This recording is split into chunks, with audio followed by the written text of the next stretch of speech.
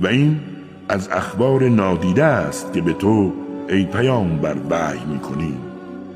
زیرا آنگاه که قرعه زدند تا مشخص شود چه کسی کفالت مریم را عهده‌دار شود و کار به نزاع کشید، تو در میان آنان نبودی.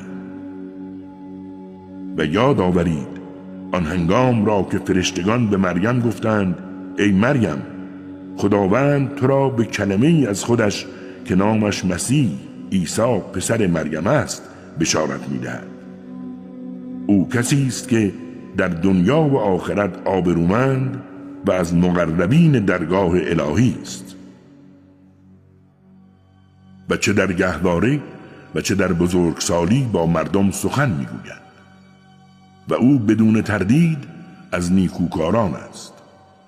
مریم گفت پروردگارا،